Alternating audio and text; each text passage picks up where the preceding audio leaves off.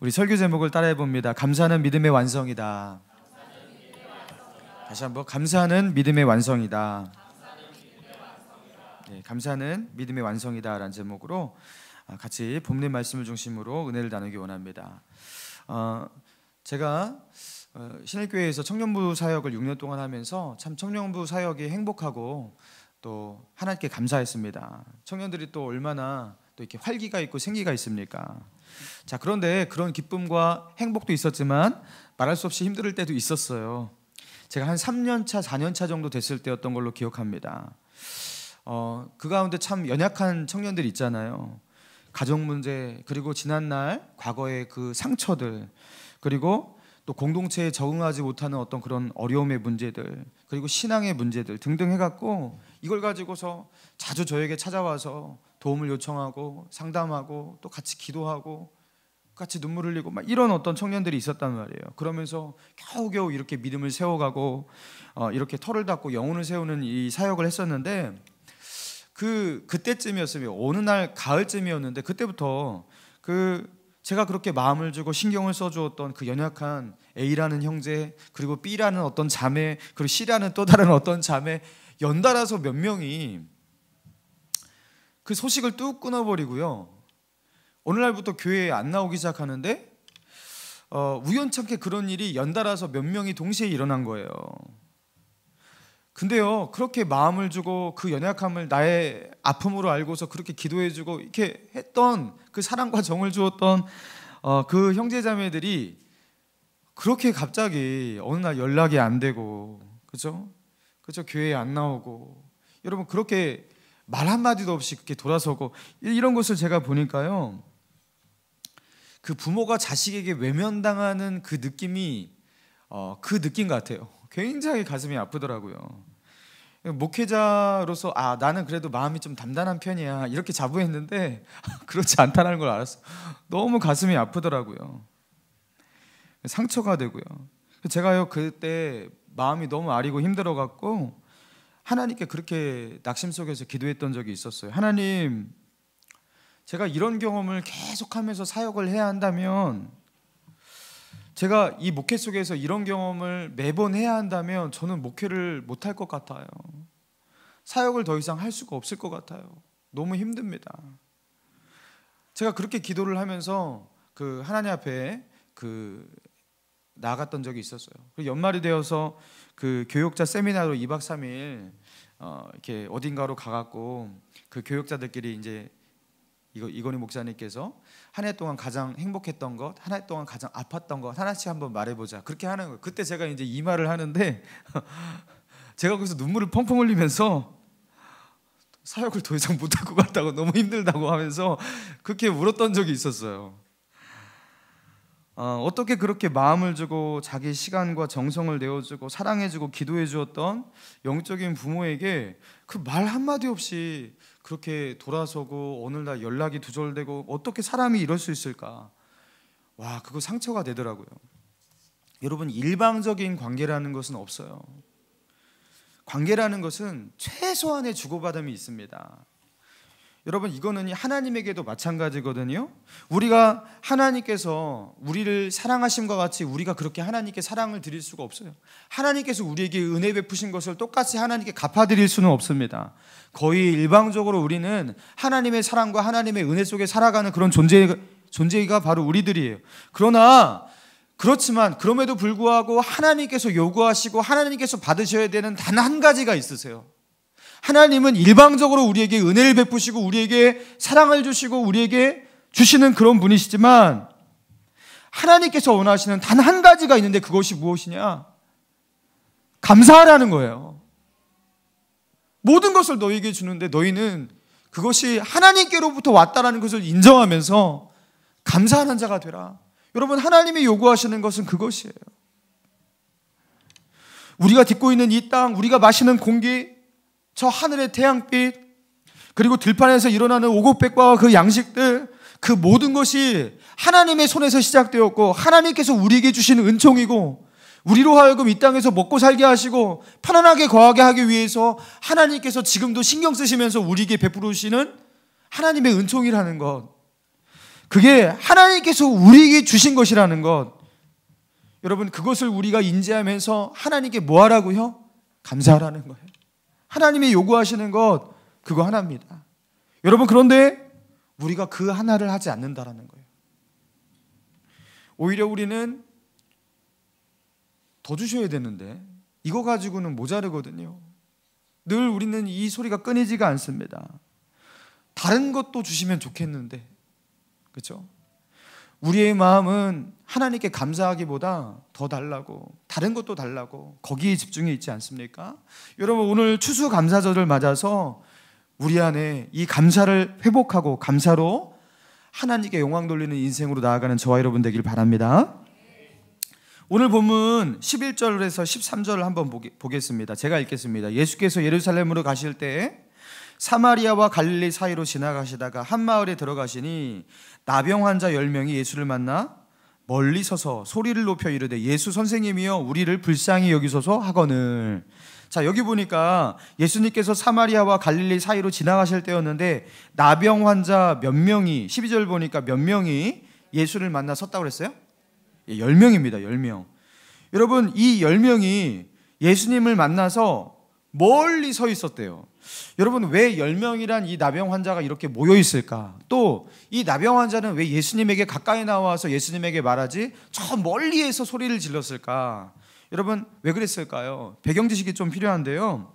여러분 유대인들에게 나병이라는 것은 하나님 앞에 특별한 죄를 지은 그 죄에 대한 하나님의 징계로 그렇게 받아들였어요. 그래서 레위기 13장에 보면 나병 환자는 부정한 병이었기 때문에 일반 사람들과 접촉하면 안 되었어요. 왜냐하면 부정이 전이가 되기 때문에. 그래서 사람들과 격리돼서 살아야 했습니다. 그래서 그들은 그들의 얼굴을 가려야 됐고 사람들이 오면 그들이 다가오지 못하도록 행여나 접촉이 되어서 부정함이 옮길까 봐 그들로 하여금 경고하는 그런 말로 나는 부정하다, 나는 부정하다, 사람들이 알아들 수 있도록 큰 소리로 외쳐야 됐어요. 사람들이 다가오면 나는 부정하다, 나는 부정하다, 다가오지 말라는 거예요. 랍비의 기록에 의하면요, 이 나병 환자는 사람들에게 최소한 100보 이상을 유지해야 했어요. 그러니까 예수님 앞에 멀리 떨어져서 있었던 이유가 뭐냐면 100보를 건너뛴 거예요. 그 멀리서 예수님에게 소리쳤던 거예요. 그러니까 고래고래 소리치지 않으면 예수님이 듣지 못할 거 아니에요. 그래서 큰 소리로 예수님을 그렇게 우리를 불쌍히 여겨달라고 그렇게 소리쳤던 것입니다. 여러분 이 나병 환자는 성전에 들어가서 그 나병에 걸린 직후부터는 하나님을 예배할 수 없었어요. 그리고 나병에 걸린 그 직후부터 가족과 떨어져서 생이별하고 살아야 했습니다. 그래서 나병에 걸린 나병 환자는 친구도 없고 가족도 없고 직장도 사업도 다 잃어버리는 거고 자기가 가지고 있던 모든 기반을 그 나병 하나 때문에 한순간에 다 잃어버리는 게 이게 나병의 무서움이에요. 여러분 이런 맥락 속에서 이 나병 환자가 의지할 게 누가 있겠어요? 나병 환자가 의지할 것은 나병 환자들밖에 없는 거예요. 그래서 무리지러 살았던 거예요. 그래서 이 10명이 모여서 예수님께 소리를 질렀던 것입니다.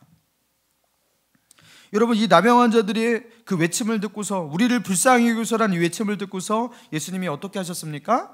자, 우리 14절 같이 한번 읽어보겠습니다. 시작. 보시고 이르시되 가서 제사장들에게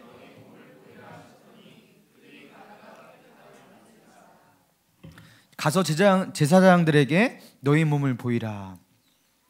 예수님께서 그 자리에서 바로 나병을 고치신 게 아니라 믿음으로 너희는 지금 제사장에게 가고 너희 몸이 깨끗한지를 보여줘라.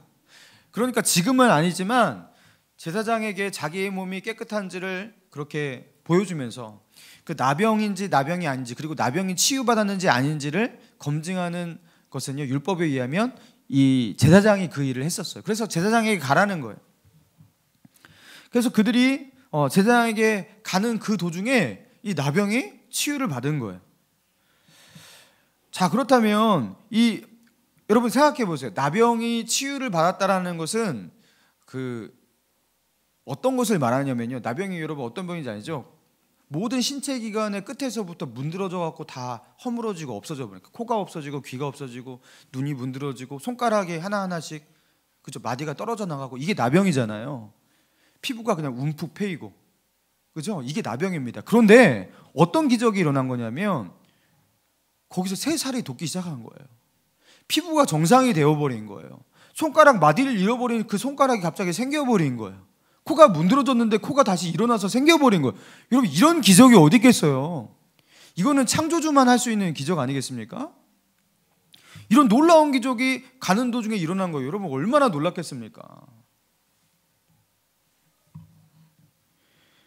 자, 보세요. 이 기적을 누가 베풀었냐? 예수님께서 10명의 나병 환자에게 베푼 기적이었습니다. 자, 그런데 모두가 10명 다 똑같이 이 은혜를 체험하고 하나님으로부터 똑같은 기적을 경험했지만 그들의 반응이 다 달랐다라는 거예요. 자, 15절과 16절 같이 한번 읽어보겠습니다. 15절 16절 시작.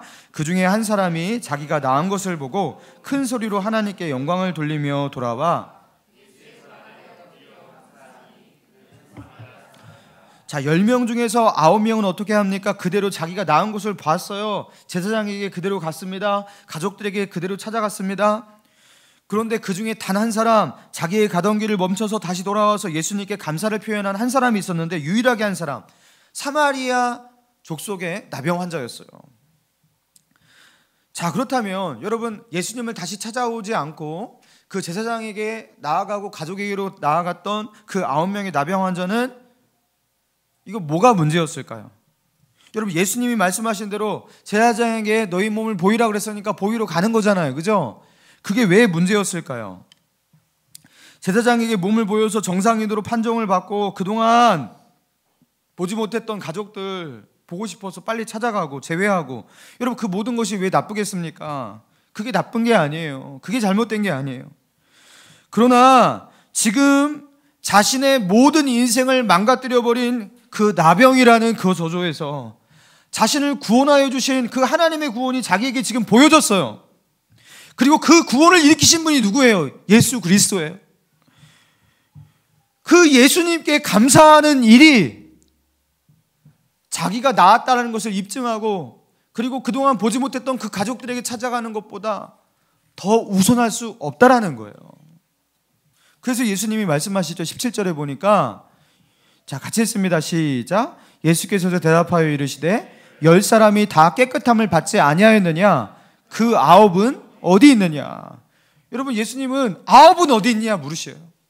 그러니까 예수님은요, 그들이 어떻게 고침을 받을 줄 아셨어요. 그리고 그 길을 가다가 그들이 그렇게 고침을 받았다는 것을 안다면 다시 돌아와서 하나님께 영광을 돌리고 하나님께 감사할 것을 그렇게 기대하셨어요. 그런데 와, 내가 이 나병에서 고침을 받다니 빨리 가서 빨리 가족들, 보고픈 가족들 봐야겠어. 나의 고향으로 빨리 돌아가야겠어. 내가 잃어버렸던 거 다시 찾고 다시 시작해야지. 이런 계획으로 나아가기 이전에 자신들에게 그런 치유의 은혜를 주신 그분께 감사하는 것, 주님은요, 그게 우선이라고 여기셨던 거예요. 여러분, 그리고 마지막에 의미심장한 말씀을 하시죠. 19절입니다. 19절 같이 읽겠습니다. 시작. 그에게 이르시되 일어나 가라, 내 믿음이 너를 구원하였느니라 하시더라. 자, 예수님께서 다시 돌아와 감사를 표현했던 그 한 명의 사마리아 사람에게 하신 말씀이에요. 가라, 내 믿음이 너를 어떻게 했다고요? 구원하였느니라. 그러니까 그 나병 환자만, 다시 돌아와서 예수님께 감사를 표현했던 그 나병 환자만 들었던 말이었어요. 내 믿음이 너를 구원하였느니라. 여기서 우리는요, 예수님이 가지고 계신 그 믿음의 정의가 무엇인지 우리는요, 알 수 있어요. 그게 무엇입니까? 믿음을 가진 사람은요, 믿음으로 제사장에게 너의 몸을 보이라 하면 그 어떻게 보면 순종의 발걸음 아니겠습니까? 그 순종을 한다 해도 그게 온전한 믿음이 아니에요. 그리고 순종에서 기적이 일어났어요. 하나님의 은혜를 체험했어요. 그리고 나병에서 낫기까지 했어요. 그래도 그것은 온전한 믿음이 아니에요. 내가 하나님의 기적을 통해서 어떠한, 그죠? 그 사람들이 경험하지 못한, 정말로 사람들이 말하는 그 기적이 내 삶 가운데 일어났다 하여도 그것이 그 사람을 구원할 만한 믿음을 가진 것을 보증하는 게 아니에요. 어떤 사람이 진짜 믿음을 가진 사람입니까? 여기 보니까 다시 돌아와서 자기가 받은 이 모든 것이 당신의 은혜였음을 고백하고 감사할 수 있는 사람, 이 기적의 출처, 이 은혜의 출처가 바로 당신입니다 라고 그렇게 선포할 수 있는 사람, 그것을 자신의 입술로 자신의 삶으로 말할 수 있는, 감사를 말할 수 있는 그 사람, 여러분, 이 사람이 믿음의 사람이라고, 이 사람이 구원받는 사람이라고 주님은 말씀하고 있는 거예요. 여러분, 어떤 분들은 그렇게 말하는 분이 있어요. 기도해서 병이 나았거든요. 하나님의 은혜를 간구해서 병이 나았거든요. 기도해서 암이 낫기도 하고 고질적 질환이 치유가 되기도 하고, 어떤 사람은 기도하면서 그렇죠, 맨날 귀신에게 시달리면서 가위 눌리고 이런 사람이 이제 더 이상 잠자리 가운데 그런 걸 보지 않게 되고 그런 증상이 없어지게 되었어요. 여러분, 기도할 때는 하나님께서 꼭 고쳐주세요. 하나님밖에 없습니다. 하나님만이 하실 수 있습니다. 그러면서 하나님께 간절히 기도를 하고 난 뒤에 그것이 고침을 받잖아요. 그러면 역시 내가 다녔던 이 병원이 괜찮은 병원 같아 하면서 의사 선생님을 칭찬을 하기도 하고요. 내가 이 병을 낫기 위해서 내가 요런 걸 먹어봤는데 이게 아주 건강에 좋은 것 같아. 이제야 효과를 보게 되었네. 이렇게 말하기도 하고요. 어떤 분들은 요새 내가 마음을 편하게 먹고 잠자리에 드니까 요새 가위도 눌리지 않고 잠자리가 편해졌네. 여러분, 이렇게 말하기도 하고, 하나님께서 주시는 은혜를요, 하나님께로부터 받았다고 말하는 것을 굉장히 인색하고 그렇게 하지 않는 경우가 상당히 많다라는 거예요. 여러분, 그래서 감사가 없다라는 것은 하나님의 은혜를 인정하지 않는 행위입니다. 주님이 베푸르신 은총에 대해서 주님께로부터 왔다라는 것을 인정하지 않는 행위예요. 여러분, 그래서 감사가 없는 것은 믿음이 없는 거예요. 믿음이 없는 거예요. 나병이 고침을 받았던 10명의 사람 중에 자기가 받은 은혜를 고백하고 표현하고, 이걸 바로 당신이 하셨습니다, 이렇게 하는 사람 한 명이었다라는 것, 이건 다른 말이 아니라 지금도 하나님은 이 땅 가운데 은혜를 베푸는 사람들이 굉장히 많아요. 이 땅 가운데 살아있는 것 자체가 은혜 아니겠습니까? 저 지금 이 지구로부터 저 멀리 떨어진 그 태양의 빛이 없으면 우리는요, 생존이 불가능해요. 그 태양의 빛이 이 땅의 식물에 광합성 작용을 해서 식물을 키워내고 우리가 그걸 먹고 살고, 여러분, 그러는 거잖아요. 그런데 이 모든 천체와 이런 것들이 인간을 위해서 톱니바퀴처럼 정말로 하나의 오차 없이 그렇게 돌아가는 이 세상이 만들어져 갖고, 우리가 여기에 살면서도 이 모든 것이 우연이었고, 이 모든 것은 그냥 저절로 된 것이고 당연한 것이고, 여러분, 이렇게 생각하는 사람이 참 많다라는 거예요. 그리고 심지어 그리스도인조차 하나님으로부터 받은 은혜를 하나님께 돌리는, 하나님께 감사 돌리는, 영광 돌리는 그런 것을 하지 않는 경우가 참 많다라는 거예요. 열에 9이 하지 않고 열에 1명이 그 일을 한다라는 것입니다. 여러분, 주님은요, 이 본문의 말씀을 통해서 우리에게 뭘 말씀하시는 것입니까? 은혜 누리기를 좋아하지만 감사를 잊어버리는 우리들, 그것을 고발하시면서 너희는 열에 9명이 되지 말아라. 많은 사람들이 감사를 잊고 사는데 열에 9명이 되지 말고 감사를 할 수 있는 열에 1명, 그 1명의 사람이 되라, 우리에게 말씀하고 계십니다. 여러분, 레나 마리아라고 들어보셨습니까? 이 레나 마리아는 1968년 스웨덴에서 태어났는데요, 태어날 때부터 그녀는 두 팔이 없었어요. 그리고 한쪽 다리가 매우 짧았어요. 그리고 성한 지체는요, 다리 하나밖에 없었어요.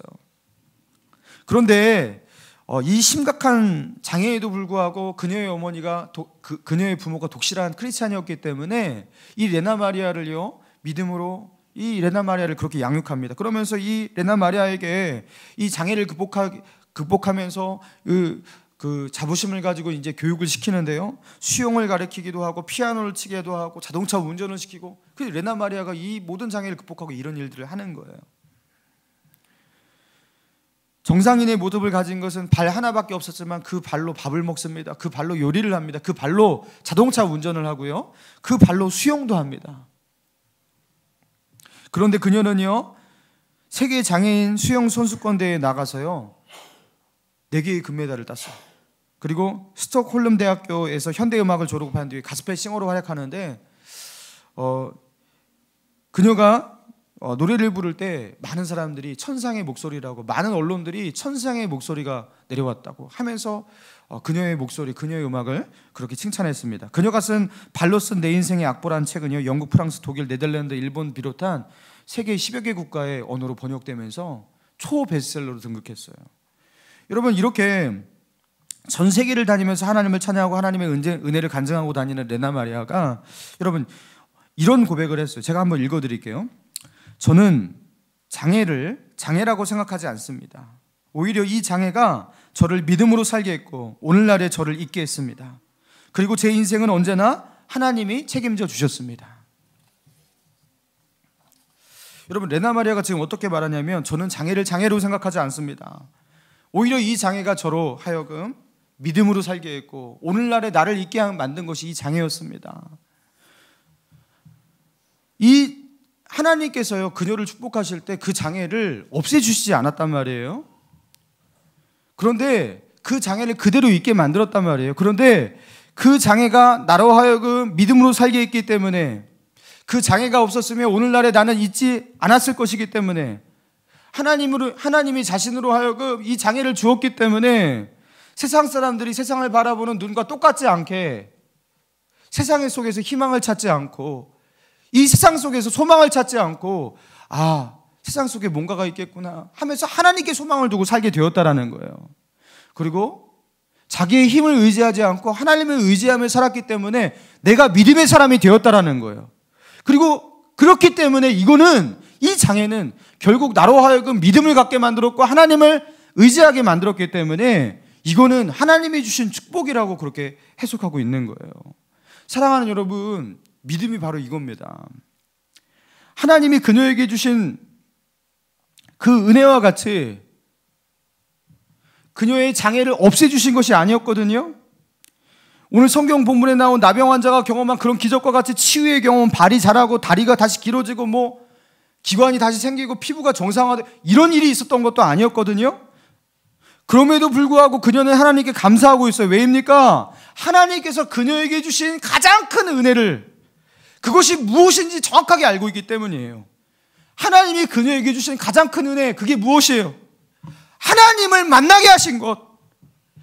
자신이 가지고 있는 것이 많다면, 자신이 누릴 수 있는 것이 많다면 아마도 하나님을 간절히 찾지도 않았을 것이고, 그리고 세상 의지하고 세상 사랑하다가 그렇게 끝날 수 인생이었지만, 그 장애로 말미암아 자기는 영적인 통찰을 갖게 되었고, 그 장애로 말미암아 하나님을 의지할 수 있게 되었고 하나님을 깊이 만나게 되는데, 이거는 하나님이 내게 주신 가장 큰 은혜라고, 자기가 받은 가장 큰 은혜라고 그렇게 말하고 있는 겁니다. 사랑하는 여러분, 우리에게 감사가 왜 없냐면 우리가 받은 가장 큰 은혜를 우리가 망각하고 있기 때문에 그런 거예요.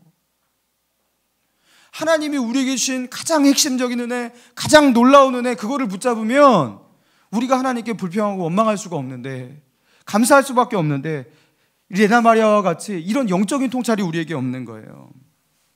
여러분, 이 땅 가운데 우리가 아무리 잘 살아봤자 죽을 때는 아무것도 가지고 가지 못한다는 거 여러분 아십니까? 이 땅 가운데서 우리가요, 아무리 큰 업적을 남기고 그리고 사람들이 우리를 찬양하고 우리의 이름을 기린들, 여러분, 죽은 우리가 무슨 상관이 있겠습니까? 명예도 소용이 없는 거예요. 여러분, 인간은 죽음 앞에 매우 무력합니다. 나에게 1000억의 재산이 있다 한들 그거 가지고 뭐 하겠어요? 죽을 때 싸가는 것도 아닌데. 이 땅에서 행복하게 살았어요. 나는 행복하게 살았다. 그러면 또 뭐 합니까? 죽을 때 행복을 싸가는 것도 아닌데. 죽을 때는요, 다 아파서 죽고 병들어 죽고 기력이 쇠산해서 죽고, 죽는 것은 다 마찬가지예요. 그런데 우리는 죽은 후에 천국, 우리 하나님이 기다리시는 천국이 있어요. 모든 사람에게 가장 비참하고 모든 사람이 그 모든 것을 내어버려야 하는 그 죽음이라는 것이, 그 허무한 죽음이라는 것이 우리에게는 천국으로 들어가는, 가장 행복한 세계로 들어가는 그 관문이 되어버렸다라는 것. 여러분, 이게 얼마나 놀라운 일입니까? 여러분, 하나님을 만난 것, 우리에게 복음이 있다는 것에 여러분 감격하고 감사하고 계시냐라는 거예요. 1000억을 주고도 바꿀 수 없는 거 예수 그리스도예요. 여러분, 내 생명과 예수 그리스도를 바꿀 수 있어요? 바꿀 수 없잖아요. 근데 예수 그리스도가 우리에게 있다라는 것, 이 보물이 우리에게 있다라는 것, 이것만 하나도 우리에게 얼마나 큰 감사를 하는 거예요. 여러분, 도파민이라고 뇌에서 분비되는 호르몬 여러분 다 아시죠? 이 도파민이 뇌에 그 A10이라는 신경섬유의 말단부에서 분비가 되는 그 대표적인 쾌감 물질, 쾌감을 일으키는 그 호르몬이라고 합니다. 자, 그런데 이 도파민이 분비되면 사람은 야릇한 흥분을 느끼면서 이 쾌감을 느끼게 된대요. 그리고 이 도파민이라는 신경전달 물질이 인간의 본능과 감정과 또 이 모든 운동 기능을 조절하는데요. 도파민이 분비될 때, 그것이 분비가 활발할 때는요, 사람이 집중력이 굉장히 높아지고요. 그리고 탐구력과 창조력 이런 것이 다 높아지기 시작한대요. 그런데 우리에게 이런 흥분과 쾌감을 주고 그리고 많은 어떤 인간의 능력을 높여주는 이 도파민이 언제 분비되기를 멈추고 잘 안 분비되기 시작하냐면, 우리가 뭔가에 익숙해지는 순간부터 도파민 분비가 감소된다고 합니다. 왜 우리가 공부를 할 때 한 장소에서 오래 앉아서 공부를 하잖아요. 그러면서 주위의 환경과 우리가 바라는 것이 매우 익숙해지잖아요. 그러면 갑자기 집중력이 흐려지죠. 그러면서 그렇게 흐려지고 잠이 오고 갑자기 축 몸이 처질 때, 여러분, 그럼에도 불구하고 내가 공부를 해야겠어 하면 어떻게 해야 됩니까? 일어서서 갑자기 돌아다니면서 이렇게 한다든가, 그럼 갑자기 환기가 되죠. 여러분, 사람이 익숙한 환경을 탈피할 때 거기서 환기가 되는 게 뭐냐면, 익숙하면 도파민이 분비가 안 된대요. 여러분, 우리가 왜 여행을 좋아하고 여행을 할 때 왜 쾌감을 느낄까요? 가서 고생 많이 하잖아요. 익숙하지 않은 곳에 가면 도파민이 분비되기 때문이라고 합니다. 새로운 곳을 보면 그 속에서 흥분과 야릇한 쾌감을 느끼는 거예요. 그게 도파민 때문에 그런 거래요. 그래서 그 새로운 환경을 접하면서 도파민이 분비되면서 행복감에 젖게 된다고 해요. 여러분, 영적으로도 그런 것 같아요. 우리는 하나님이 우리에게 베푸신 은혜에 익숙해지기 시작합니다. 엄마가 매일같이 밥상을 차려주잖아요. 그러면 어느 날 그 모든 것이 너무나 당연하게 생각되듯이 그 어머니가 밥상을 차리면서 하는 그 모든 수고에 대해서 생각하지 않고 그 모든 것이 당연하고 익숙해져서 어느 날 반창투전을 하는 그 우리와 같이, 그 짜증을 내는 그런 우리의 모습과 같이 하나님의 사랑과 은혜에 익숙해진 우리에게 더 이상 도파민이 분비가 되지 않는 거예요. 어느 날 하나님께서 우리에게 주신 그 모든 은혜들, 우리에게 베푸신 이 모든 상황과 환경들이 당연한 것이 되어버린 거예요. 익숙한 것이 되어버리는 거예요. 그리고 즐거움이 없어집니다. 감사를 잃어버립니다. 왜요? 당연하니까. 익숙한 것이니까. 여러분, 지금 우리가 그러고 있지 않냐라는 거예요. 여러분, 그래서 감사를 회복한다라는 것은 다른 것이 아니에요. 이게 당연하지 않다라는 것을 인식하기 시작하는 겁니다. 우리가 건강한 거 당연한 거 아니에요. 우리가 이 땅을 걸을 수 있는 거 당연한 것 아니에요. 우리가 오늘 밥을 먹을 수 있는 것도, 숨을 쉴 수 있는 것도 그거 당연한 게 아닙니다. 오늘 아침에 해가 뜨고 우리가 아침에 출근하고 퇴근하는 이 모든 거 당연한 게 아니에요. 우리가 집에 들어갔을 때 사랑하는 가족이 속 썩이는 가족이기도 하지만 그 가족이 있다라는 것도 당연한 것도 아니에요. 그 모든 것이 이 시간도 성실하게 우리에게 늘 기적을 베푸시면서, 은혜를 베푸시면서 우리에게 주고 계시는 그 하나님의 은혜인 것입니다. 제가 대학 4학년 때였어요. 집에 쫓겨나갖고 제가 한 2년을 살았었는데, 그때 고시원에 이렇게 살면서 근근히 그렇게 버티고 살았습니다. 형님이 주는 그 용돈 가지고서 고시원비 내고 그리고 밥 먹고 살려고 하니까 대학생이 얼마나 힘들겠습니까? 아침은 굶었어요. 점심과 저녁 둘 중에 하나만 밥을 먹었어요.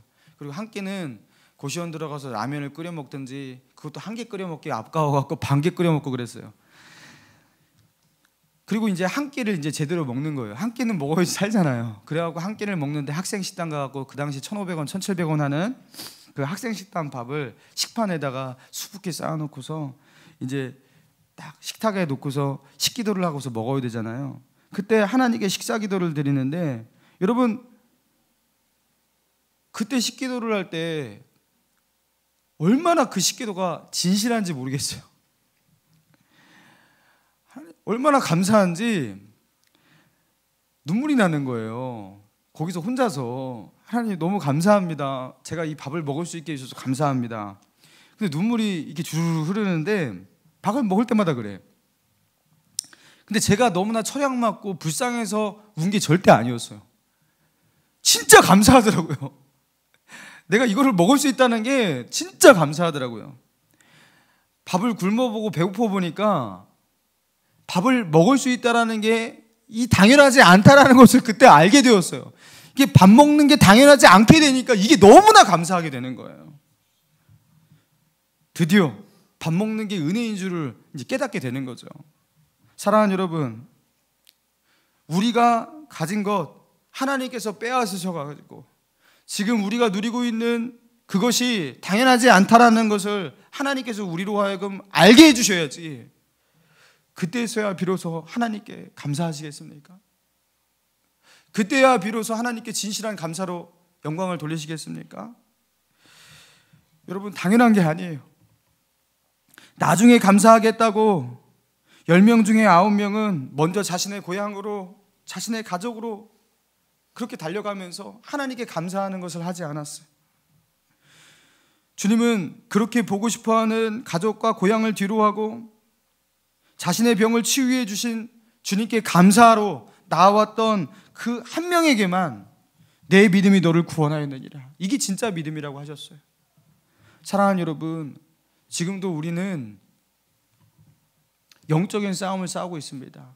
10명 중에서 9명이 넘어지는 그 치열한 영적인 싸움을 싸우고 있습니다. 여러분, 그게 무엇입니까? 10명 중에 9명은 하지 못하는 것, 그게 무엇입니까? 하나님께 받은 은혜 앞에 감사하는 일이에요. 여러분, 그래서 믿음의 싸움은 다른 것이 아니에요. 감사의 싸움이에요. 하나님께서 아무리 그렇게 해도 저는 알아요. 하나님께서 베푸신 은혜가 더 크다는 것을 감사합니다. 하나님, 내게 이렇게 어려움과 시련이 있지만 하나님께서 내게 베푸시는 은혜가 더 크고 주님의 인자하심이 있다는 걸 저는 알아요. 하나님 감사합니다. 여러분, 감사는 믿음의 싸움인 줄 믿습니다. 감사는 곧 믿음이고 감사할 때 우리의 믿음이 완성이 됩니다.